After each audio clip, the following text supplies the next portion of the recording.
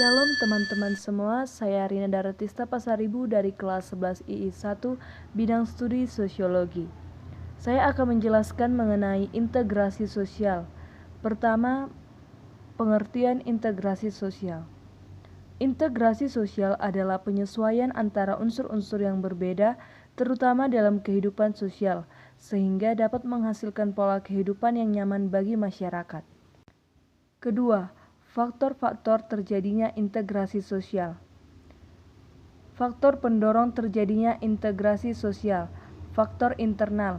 Pertama, adanya sikap saling menghargai dan toleransi antara individu dan kelompok. Kedua, adanya sikap terbuka terhadap perubahan. Ketiga, adanya kesadaran bahwa manusia sebagai makhluk sosial akan selalu membutuhkan orang lain. Keempat, terjadinya kontak dengan kebudayaan lain secara intensif. Faktor eksternal. Pertama, adanya pertambahan populasi penduduk yang heterogen atau beragam. Kedua, adanya sistem pendidikan yang maju. Ketiga, adanya sistem masyarakat yang terbuka dengan budaya asing. Keempat, adanya musuh dari luar kelompok yang harus dihadapi bersama. Faktor penghambat integrasi sosial. Faktor internal. Pertama, adanya sikap individu atau kelompok yang masih sangat tradisional.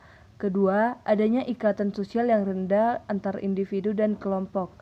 Ketiga, adanya sikap curiga dan prasangka terhadap kelompok lain. Keempat, adanya sifat primordial, yakni merasa kebudayaan sendiri lebih baik dari kebudayaan lainnya. Faktor eksternal. Adanya kesenjangan sosial yang memunculkan kecemburuan sosial antar kelompok. Kedua, adanya ketidakmerataan pembangunan. Ketiga, perkembangan ilmu pengetahuan yang lambat. Keempat, adanya sistem masyarakat yang tertutup dengan budaya asing. Ketiga, syarat-syarat integrasi sosial. Menurut pendapat yang dikemukakan oleh William F. Cockburn dan Meyer Nimkov, syarat integrasi sosial adalah sebagai berikut. 1. Anggota masyarakat berhasil mengisi kebutuhan di antara mereka. Artinya, kebutuhan fisik dan sosial mereka terpenuhi oleh sistem sosial. Dengan terpenuhinya kebutuhan tersebut, membuat tiap anggota masyarakat saling menjaga keterikatan satu dengan yang lain. Kedua, norma-norma serta nilai sosial tersebut berlaku cukup lama, tidak mudah berubah, serta dijalankan secara konsisten oleh seluruh anggota masyarakat. Ketiga, masyarakat berhasil menciptakan kesepakatan bersama di mana membahas norma dan nilai-nilai sosial yang dilestarikan serta dijadikan pedoman dalam hal-hal yang dilarang menurut kebudayaan. Keempat, bentuk-bentuk integrasi sosial. 1. Integrasi normatif. Integrasi normatif dapat diartikan sebagai bentuk integrasi yang terjadi akibat adanya norma-norma yang berlaku di masyarakat. Dalam hal ini, norma merupakan hal yang mampu mempersatukan masyarakat. Misalnya, bangsa Indonesia dipersatukan oleh prinsip Bhinneka Tunggal Ika.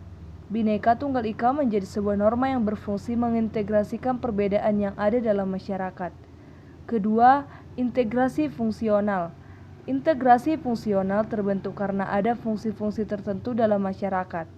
Sebuah integrasi dapat terbentuk dengan mengedepankan fungsi dari masing-masing pihak yang ada dalam sebuah masyarakat.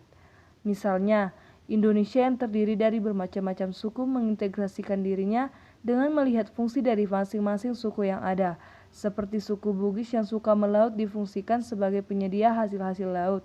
Suku Minang yang pandai berdagang difungsikan sebagai penjual hasil-hasil laut tersebut. Dengan demikian akan tercipta sebuah integrasi dalam masyarakat. Ketiga, integrasi koersif. Integrasi terakhir ini terbentuk berdasarkan kekuasaan yang dimiliki penguasa. Dalam hal ini, penguasa menerapkan cara-cara koersif atau kekerasan. Contoh integrasi koersif adalah perusuh yang berhenti mengacau karena polisi menembakkan gas air mata. Sekian dari pengertian faktor-faktor, syarat-syarat, dan bentuk-bentuk integrasi sosial. Saya akan menjawab beberapa pertanyaan. Pertanyaan yang pertama, bagaimana jika bangsa Indonesia kurang cakap mengelola heterogenitas sosial budayanya? apa yang akan terjadi?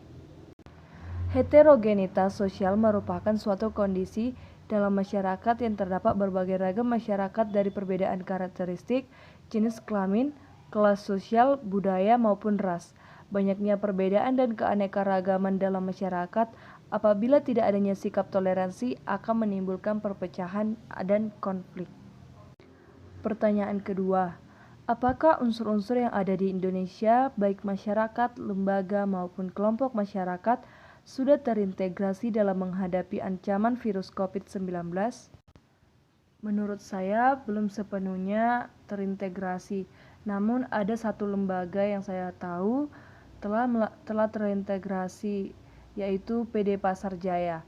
Mereka melakukan sejumlah langkah di pasar-pasarnya, mulai dari mempersempit akses masuk, penyemprotan disinfektan rutin dilakukan setiap hari, memberikan hand sanitizer di sekitar pintu masuk, serta memeriksa suhu tubuh pengunjung dan pedagang. Begitu juga di dalam kelembagaan keagamaan, mereka juga telah menyediakan hand sanitizer, pengecekan suhu tubuh, dan juga mencuci tangan, dan juga melakukan dan mengadakan social distancing. Sekian dari penjelasan saya mengenai integrasi sosial. Terima kasih.